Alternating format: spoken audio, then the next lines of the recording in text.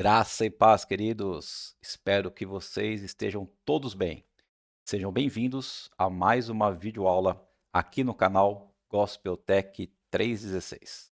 Eu sou Alessandro Moraes e hoje nós estaremos dando continuidade ao nosso estudo do livro de Apocalipse. Hoje nós estamos aí na aula número 15 e nós estamos vendo o capítulo 2 do livro de Apocalipse, aonde Jesus manda João escrever as 7 cartas para as 7 igrejas da Ásia Menor. E aí nós já estudamos nas aulas anteriores a carta à igreja de Éfeso, a carta à igreja de Esmirna e agora nós estamos estudando a carta à igreja de Pérgamo. É bom sempre lembrar que todas essas cartas que foram escritas estão no livro de Apocalipse. Elas foram instruções passadas à igreja daquela época. Na maioria das cartas, Jesus elogiando algumas coisas que aquela igreja fazia. Também tinha repreensões àquelas igrejas, coisas que eles estavam praticando de errado. E depois, sempre no fim, se eles estavam praticando algo errado, Jesus dava a chance para eles se arrependerem e aí motivava a igreja com alguma premiação, ok? Então, para nossas vidas atuais, nessa época que nós estamos vivendo, nós podemos com certeza trazer todos esses ensinamentos dessas cartas para as nossas vidas, para a nossa igreja, nos dias atuais. Por isso que é tão importante, né, nós conhecemos essas cartas nos detalhes dela e por isso que nós estamos aí gastando tantas aulas em cima de poucas palavras que são esses versículos. Bom, pessoal, então gostaria de estar orando juntamente com vocês para nós realmente darmos início à aula de hoje, ok? Querido Deus e amado Pai, nós te louvamos, Senhor, nós te agradecemos por mais esse tempo na tua presença. Nós te agradecemos, ó Pai, porque até aqui o Senhor tem nos abençoado, o Senhor tem nos protegido, nos guardado, nos sustentado com tuas mãos fortes, ó Deus. E o Senhor tem também, ó Pai amado, trazido para a nossa mente, para a nossa vida, para a nossa alma, o alimento espiritual que é a tua palavra, Deus. Que nós possamos realmente, Pai, a cada dia buscar esse aprendizado, que nós possamos a cada dia buscar esse relacionamento mais íntimo contigo. Buscar aprender mais, ó Pai, da tua verdade, Senhor, das tuas palavras de sabedoria. E que a gente possa se encher, ó Pai, de amor e da palavra para poder ministrar a vida de outras pessoas, Senhor. Fica conosco nesse tempo. O Senhor realmente nos ensine através do teu Santo Espírito as nossas vidas. E nós te pedimos e te agradecemos em nome de Jesus Cristo. Amém. Amém, queridos. Então, nosso título da aula de hoje, né, é o mesmo título da aula anterior. O perigo da igreja misturar-se com o mundo, ok? Parte 2, né? A aula passada foi a parte 1 e agora a parte 2, e essa carta à igreja de Pérgamo. Bom, então na aula passada, eu vou até abrir aqui os versículos para nós lermos novamente, né? Os versículos dessa carta a Pérgamo, que está aí do 12, vai do versículo 12 até o versículo 17. Então essa carta diz assim: Ao anjo da igreja em Pérgamo escreva: Estas coisas diz aquele que tem espada afiada de 2 gumes. Conheço o lugar onde você mora, e é o lugar onde está o trono de Satanás. Sei que você conserva o meu nome e não negou a fé que tem em mim, mesmo nos dias de Antipas, minha testemunha, meu fiel, que foi morto na cidade de vocês, aí onde Satanás habita. Então, a parte 1, que foi a aula passada, aula número 14, nós estudamos praticamente esses dois versículos, o 12 e o 13. Nós vimos aí o contexto, né, dessa cidade de Pérgamo, como era a cidade, o quão importante ela era. Vimos aí o porquê que Jesus fala que lá estava o trono de Satanás. Nós vimos diversas coisas sobre essa cidade e por que aqui que Jesus estava elogiando a igreja de Pérgamo, falando que eles mantinham a fé, e não tinham negado a Cristo e mantinham a fé. né? Mesmo vendo que um dos líderes dessa igreja, o Antipas, ele morreu, né? Nós vimos na aula passada que ele morreu, ele foi jogado dentro de um touro de bronze e ele foi cozinhado dentro desse touro de bronze. Ele morreu dessa forma, mas ele não negou a Cristo. Então, o que eles tinham de bom? A igreja de Pérgamo tinha de bom? Era manter a fé em Cristo Jesus, sem negar a Cristo, mesmo vivendo numa cidade que oprimia todos eles, né? Agora, a partir do versículo 14, nós vamos ver que alguns da igreja estavam se misturando com as pessoas do mundo, né? E isso estava causando o quê? Problemas. Então, a partir do versículo 14 diz o seguinte: tenho, porém, contra você algumas coisas. Então, agora Jesus vai falar o que ele tem contra a igreja de Pérgamo. Estão aí em seu meio os que sustentam a doutrina de Balaão, o qual ensinava a Balaque a armar ciladas diante dos filhos de Israel, para que comessem coisas sacrificadas aos ídolos e praticassem a prostituição. E além disso, estão também aí, em seu meio, os que seguem a doutrina dos nicolaítas. Portanto, arrependa-se, senão irei até aí sem demora e lutarei contra eles com a espada da minha boca. Quem tem ouvidos, ouça o que o Espírito diz às igrejas. Ao vencedor, darei do maná escondido. Também lhe darei uma pedrinha branca, e sobre essa pedrinha um novo nome escrito, o qual ninguém conhece, exceto aquele que o recebe. Ok, queridos? Então, esses são os versículos que nós iremos estudar dessa carta a Pérgamo nessa lição de hoje. Bom, então, quarto ponto, né? A aula passada nós vimos 3 pontos e agora nós vamos iniciar no quarto ponto. Então, Cristo, ele vê uma igreja que começa a ceder às pressões do mundo, né? Está no versículo 14. Nós já lemos, mas fala assim: tenho, porém, contra você algumas coisas. Estão aí em seu meio os que sustentam a doutrina de Balaão. Então, nós vamos ver o que é isso aí. O que ensinava a Balaque a armar ciladas diante dos filhos de Israel, para que comessem coisas sacrificadas aos ídolos e praticassem a prostituição. Então, Balaque, né, que era um rei da época, contratou Balaão, que era um profeta, para amaldiçoar a Israel, amaldiçoar o povo de Israel. Balaão, que era o profeta, prostituiu os seus dons que ele tinha com o objetivo do quê? De ganhar dinheiro, né? Ele se vendeu por dinheiro. Então, o Deus de Balaão era o dinheiro, não era mais o Deus Todo-Poderoso. Ele trocou o Deus Todo-Poderoso pelo dinheiro. Mas quando ele abria a boca, né, ele só conseguia abençoar Israel. Ele não conseguia amaldiçoar Israel. Então, Balaque, que foi o rei que pagou ele, ficou muito bravo. E aí, Balaão, o que ele fez? Por ganância, aconselhou Balaque a enfrentar Israel não com um grande exército, ou seja, não na batalha, né, tete a tete, mas com pequenas donzelas sedutoras. Então, Balaão deu uma estratégia a Balaque, ao rei, ao invés de enfrentar o exército de Israel e perder a batalha, que ele introduzisse no meio do exército de Israel donzelas sedutoras. E aí aconselhou o quê? A mistura, o incitamento ao pecado. Ele aconselhou a infiltração, uma armadilha. Porque Balaão falou a Balaque: olha, na guerra você não vai ganhar, porque o Senhor dos Exércitos, o Deus Todo-Poderoso, está com Israel.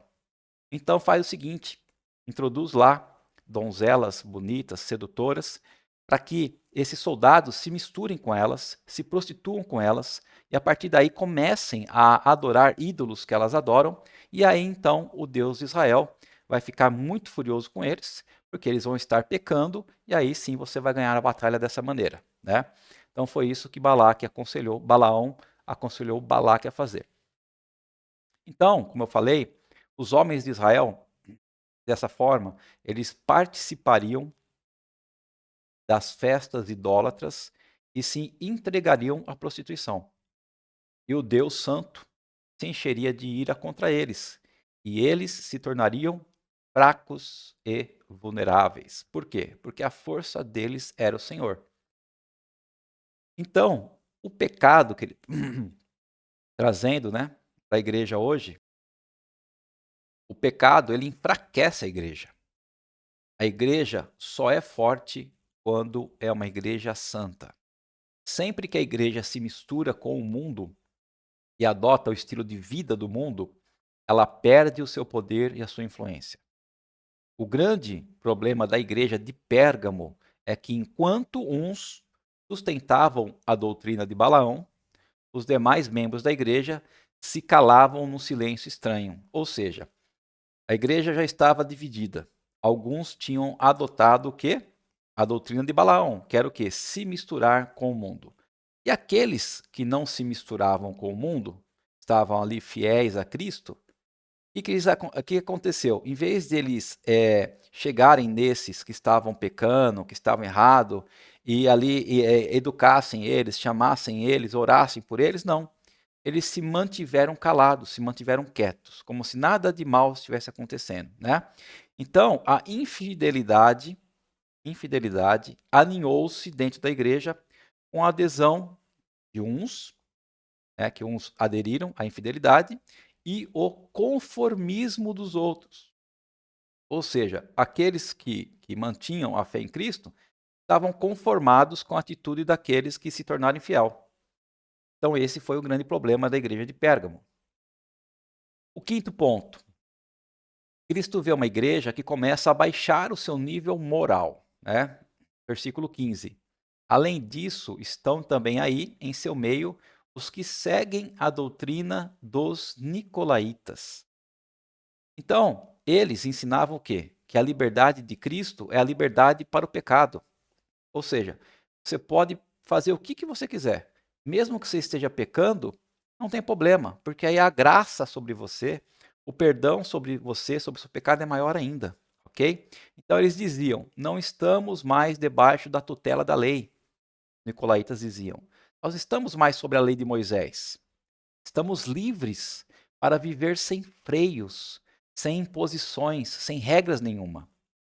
E esse simulacro da verdade era para transformar a graça em licença para a imoralidade, para a liberdade em libertinagem, ok? Então eles não tinham mais aquele senso, né, de separação até onde nós somos realmente livres e aonde essa liberdade ela passa, ela cruza uma linha e se torna uma liberdade imoral, se torna em libertinagem. Né? Então os nicolaítas ensinavam que o cristão, que o crente, não precisava ser diferente dos outros. Então, quanto mais ele pecar, maior será a graça, eles diziam, os nicolaítas. Quanto mais ele se entregar aos apetites da carne, maior será a oportunidade do perdão. E eles faziam apologia ao pecado, né? Eles gostavam do pecado. Eles defendiam que os crentes precisavam ser iguais aos pagãos. Então, isso era a doutrina dos nicolaítas. E muitos ali na igreja de Pérgamo estavam adotando este conceito. Então, eles deviam se conformar com o mundo. E por esta razão, o texto nos diz que Cristo odeia a obra dos nicolaítas. Okay? Cristo reprova a obra dos nicolaítas. Ele odeia o pecado. O que era odiado em Éfeso era tolerado em Pérgamo. Então nós vimos lá na primeira igreja, primeira carta à igreja de Éfeso, que a igreja de Éfeso ela não tolerava de jeito nenhum o pecado, ok? Ela não se misturava com as coisas do mundo. Eles detestavam os nicolaítas.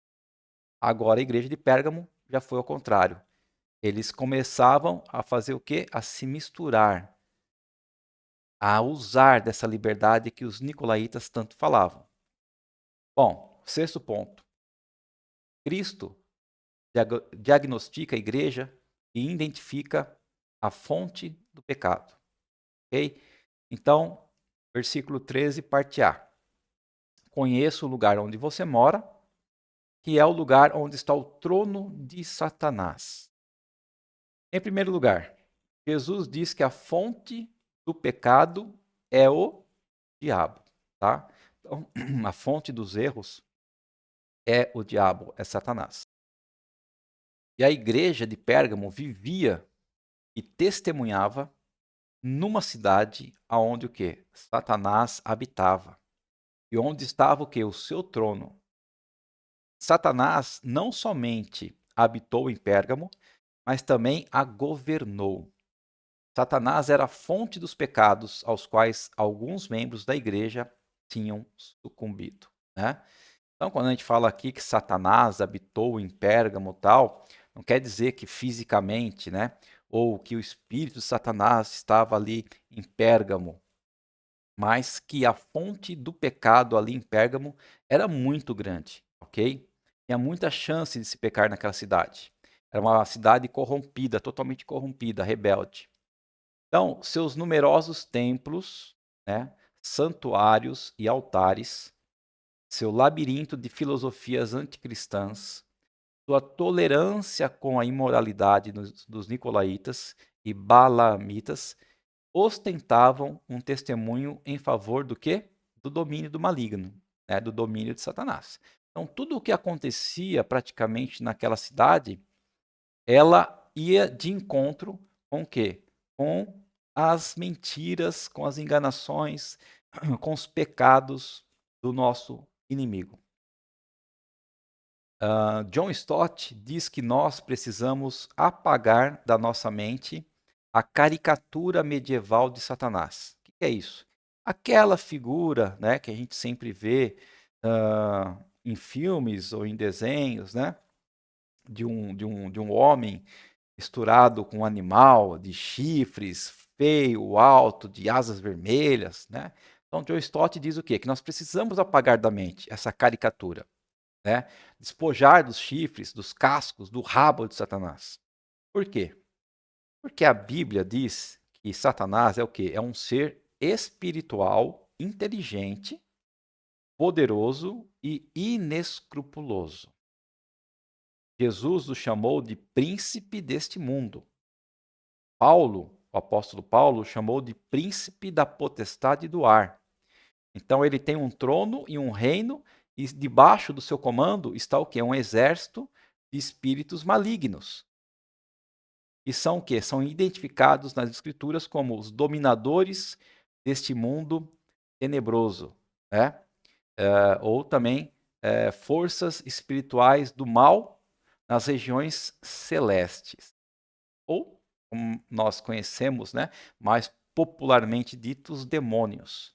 Então, Satanás é o príncipe dos demônios, tá? É assim que ele é. Então, em primeiro lugar, a fonte do pecado é quem? Satanás, o diabo. Segundo lugar, Pérgamo é um lugar muito sombrio. Então, essa cidade estava mergulhada numa confusão mental de várias religiões, de várias coisas, de heresia. Então, o reino de Satanás é onde as trevas reinam. Ele é o dominador deste mundo tenebroso. Ele odeia a luz. Ele é mentiroso e enganador. Então, todas essas são características de Satanás.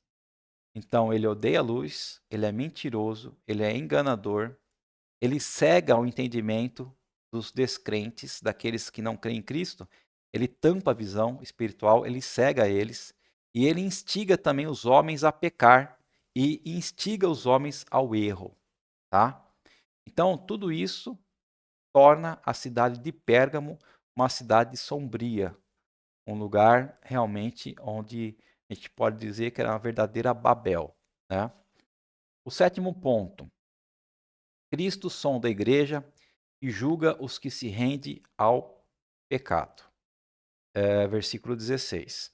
Portanto, arrependa-se, senão irei até aí sem demora e lutarei contra eles com a espada da minha boca. Bom, em primeiro lugar, Jesus está fazendo o quê? Ele está exortando os faltosos ao arrependimento. Ou seja, toda aquela parte da igreja, toda aquela parte da igreja que se misturou, né, com a doutrina dos balaítas, se misturaram com todo tipo de prostituição, de adoração a ídolo, de pecado. Jesus está exortando esses cristãos ao arrependimento. Então, a igreja precisava, né, precisava expurgar aquele pecado de tolerância com o erro doutrinário e com a libertinagem moral. Então, Jesus aí está tanto falando para aqueles que estavam errando a voltar ao arrependimento, a não errar mais, como estava também falando àqueles que estavam conformados com isso a não se conformarem. Ou seja, eu e você estamos vendo alguém fazer alguma coisa errada. A gente simplesmente vai deixar para lá? Ah, não, deixa que ele faça isso errado, está tudo certo. Não. Se nós estamos vendo que é uma coisa errada, nós temos que chegar nessa pessoa e falar: olha, você está fazendo algo de errado. Não é assim. Pare com isso, senão eu tenho que tomar uma providência. É isso que Jesus queria que a igreja de Pérgamo fizesse. E chegasse naqueles crentes, naqueles irmãos, chegassem neles e chacoalhassem eles. Falar: meu, acorda, olha o que você está fazendo. Você está deliberadamente pecando contra o Senhor, contra tudo aquilo que já foi ensinado para você. Volte ao primeiro amor, se arrependa, senão Jesus vai vir contra mim e contra você. Né? Era isso que Jesus queria. Então a igreja precisava arrepender-se do seu desvio doutrinário e do seu desvio de conduta, o meio que eles estavam vivendo, o jeito que eles estavam vivendo. A verdade e vida precisam ser pautadas pela palavra de Deus. Embora o juízo caia sobre os que se desviaram, a igreja toda é disciplinada e envergonhada por isso, certo? Porque aquilo que eu falei, alguns estavam errando, mas outros estavam aceitando aquele erro, e não pode ser assim. A igreja precisa arrepender-se de sua tolerância com o erro. Embora apenas alguns membros da igreja tenham se desviado, os outros devem se arrepender porque foram tolerantes ao pecado. Enquanto os cristãos de Éfeso odiavam as obras dos nicolaítas, os cristãos em Pérgamo, eles toleravam a doutrina e a obra dos nicolaítas. Então, o pecado da igreja de Pérgamo foi qual? Tolerar o erro e tolerar o pecado. Tá? Então, em primeiro lugar, né, Jesus ele está exortando os faltosos ao arrependimento.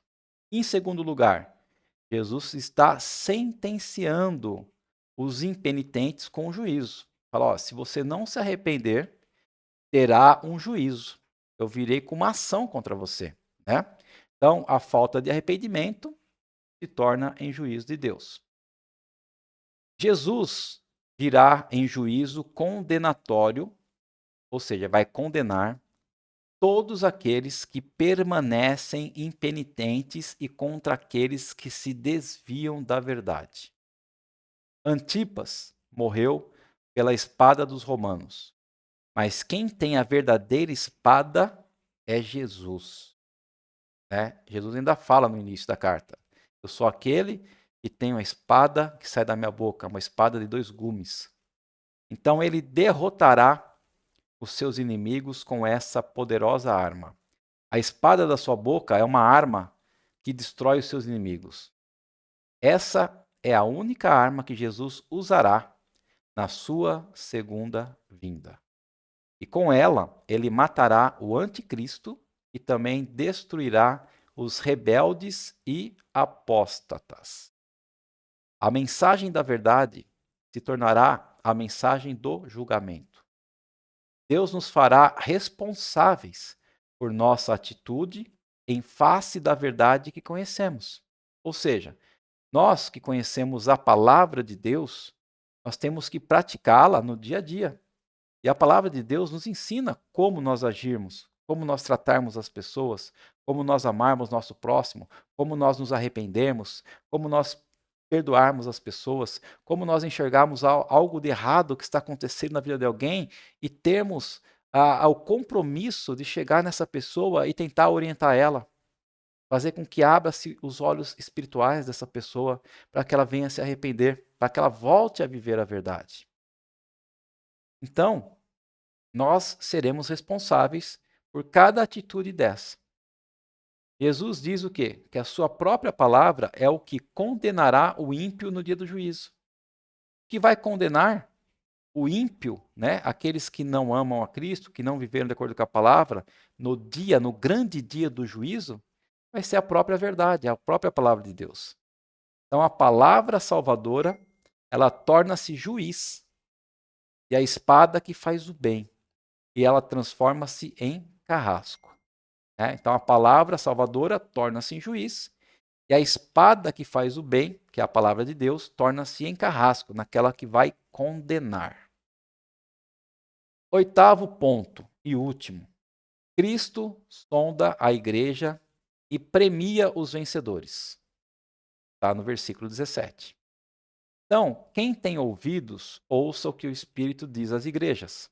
Ao vencedor, ou seja, aquele que se arrepender-se, aquele que voltar ao primeiro amor, aquele que deixar de cometer o pecado, darei o quê? Darei do maná escondido.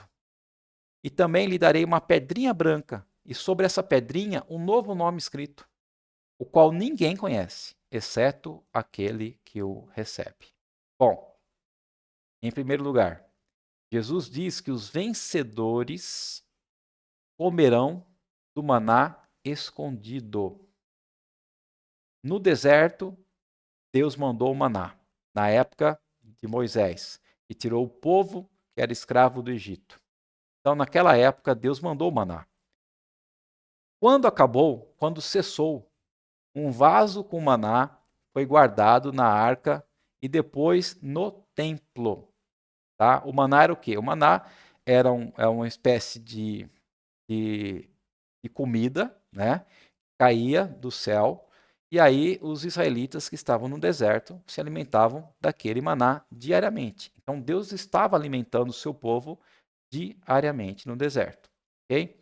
E depois, quando cessou, quando Deus parou de alimentar eles com maná, eles guardaram, de acordo com as instruções do Senhor, guardaram esse maná em um vaso. Né? Esse vaso foi colocado primeiramente na arca de Deus, na arca da aliança, e depois no templo. Então, com a destruição do templo, conta uma lenda que Jeremias escondeu o vaso com maná numa fenda do Monte Sinai. Okay? Então, quando estavam derrubando, destruindo o templo, Jeremias foi lá, pegou esse vaso com maná e escondeu numa fenda do Sinai, Monte Sinai. Os rabinos diziam que ao vir o Messias, o vaso com maná seria recuperado, né? Porque os rabinos, os judeus aí, ortodoxos, eles aguardam ainda a vinda do Messias. Né? Para eles, o Messias ainda não veio. Para eles não consideram Jesus como Messias, como Deus, como Salvador. Eles consideram Jesus simplesmente como um grande profeta. Então eles estão dizendo o quê? Que quando o Messias vier, aí esse vaso com maná será recuperado. Então, receber o maná escondido na palavra de Deus aí, o que significa? Significa desfrutar das bênçãos, das bênçãos da era de Jesus, da era messiânica. O maná escondido refere-se ao banquete permanente que teremos no céu. Aqueles que rejeitam o luxo das comidas idólatras nessa vida, comidas idólatras quer dizer o quê? Comidas que são oferecidas, que são sacrificadas a ídolos, a deuses, ok? Então, todos nós que rejeitamos esse tipo de comida aqui na terra, nessa vida, teremos o quê? Um banquete com as melhores iguarias juntamente com Deus no céu.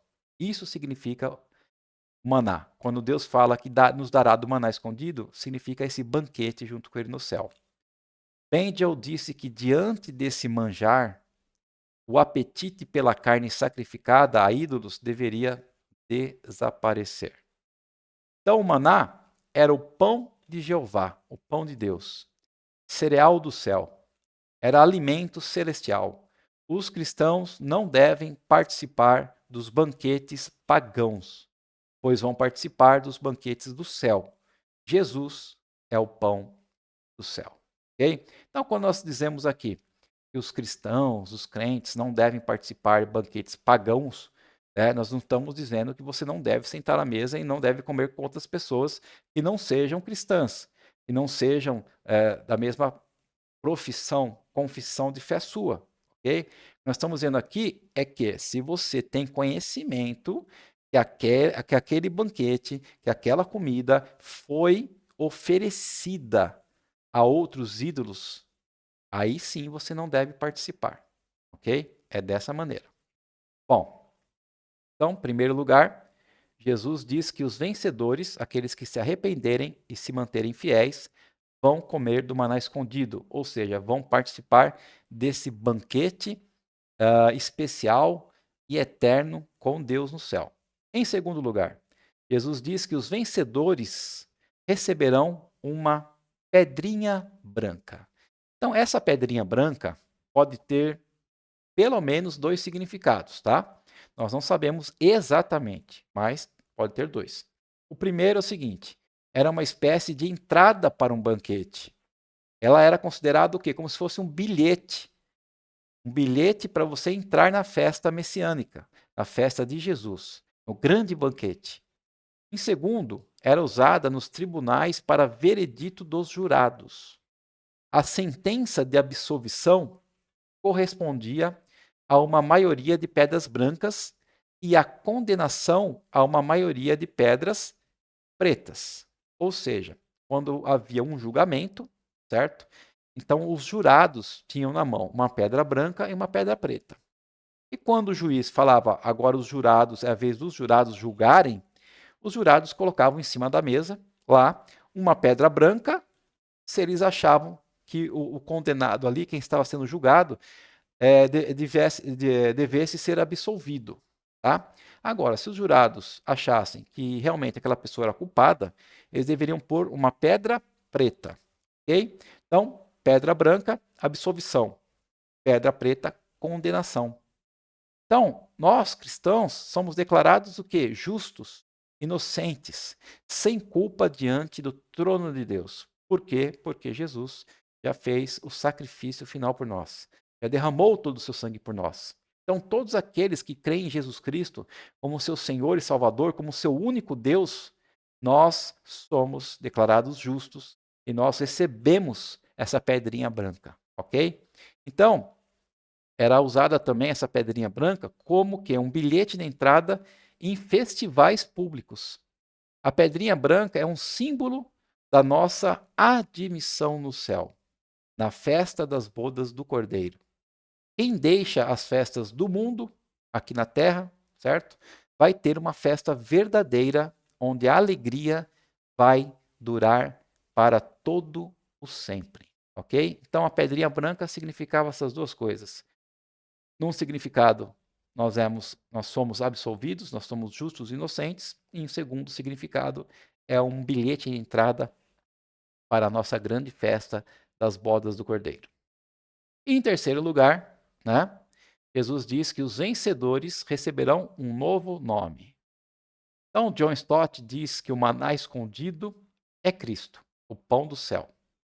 O novo nome é Cristo. Então, vamos nos deliciar com o maná e compreender o novo nome. Esta é a visão beatífica, quando teremos uma comunicação direta com Deus. Então, aqueles que conhecem em parte, conhecerão também plenamente, como são conhecidos. Então, hoje em dia, por mais que eu e você, a gente acha que nós nos conhecemos, nós ainda não nos conhecemos totalmente e muitas vezes nós ficamos até abismados com nossas palavras ou com nossas ações. Mas, quando nós estivermos com Deus, falando, nos comunicando diretamente com Deus, aí nós sim nos conheceremos plenamente. Então, aqueles que vêm agora, como em um espelho, indistintamente o verão face a face, né? Nós teremos essa intimidade, nós teremos esse contato com Deus, ok? Então, quando diz que nós receberemos um novo nome, provavelmente é porque aí nós conheceremos a Cristo realmente como Ele é e nos conheceremos a nós mesmos como nós somos, ok, queridos? Então, espero que vocês, assim como eu, tenhamos aprendido um pouco mais com essa carta à igreja de Pérgamo, né? Onde Cristo primeiro elogia os fiéis ali, porque os fiéis viviam numa cidade que era um antro, né? De muitas coisas pecaminosas, onde Jesus diz até que era o trono de Satanás, era ali. E depois nós vimos aí que muitos cristãos se desviaram, aceitando a doutrina dos Balaitas, né, dos Nicolaítas. E por último, vimos que Jesus chama toda a igreja ao arrependimento. Aqueles que se desviaram a voltarem e aqueles que estavam conformados com o erro dos outros a não se conformarem mais. E se assim eles fizessem, receberiam o quê? Um grande prêmio, né? E esse grande prêmio é o maná do céu, um banquete do Senhor e a pedrinha, né? Dizendo que nós somos inocentes e uma pedrinha que garante a nossa entrada no banquete divino do Senhor das bodas, ok? É isso aí, queridos. Foi muito bom, né, estar com você até aqui. Se você ficou até aqui comigo, gostou da lição, deixe seu like. Se você ainda não se inscreveu no canal Gospel Tech 316, se inscreva. Tenho outros cursos já completos, livro de Romanos, livro de Efésios, livro de Gálatas, alicerces firmes, todos completos aí nas playlists, né? Tudo de graça. E eu peço, por favor, compartilhe. Compartilhe o canal, compartilhe as aulas com outras pessoas, para que juntos nós possamos levar a palavra de Deus a muitos, ok? É isso aí, vamos orar para finalizar? Querido Deus e amado Pai, nós te agradecemos, Senhor, por todo esse tempo contigo, aprendendo mais e mais a tua palavra, que nós possamos guardar a nossa palavra realmente em nossos corações, que a cada dia nós possamos praticá-la, Senhor, que a cada dia nós possamos, assim como um rio de águas vivas, Senhor, transbordar desta palavra para outras pessoas, abençoando outras pessoas, levando outras pessoas ao conhecimento, Pai, daquilo que tu tens preparado para nós e ao arrependimento, se assim elas estão errando, Pai. E que nós também não nos conformemos com o mundo, Senhor. Que tudo o que está acontecendo no mundo e fiquemos calados e quietos, ó Pai. Nos dê força, nos dê saúde, ó Pai. Continue nos protegendo, nos guardando. Enviando os teus anjos para acampar ao nosso redor, Senhor, nos livrando de todo mal, toda retaliação. Senhor, abençoe nossa família, nossa casa, nosso emprego, Senhor, e os nossos dias, ó Pai, em nome de Jesus Cristo. Amém. Bem, queridos, é isso aí. Uma boa semana para você e até a próxima aula, se assim o Senhor nos permitir. Um grande abraço, um grande beijo para todos.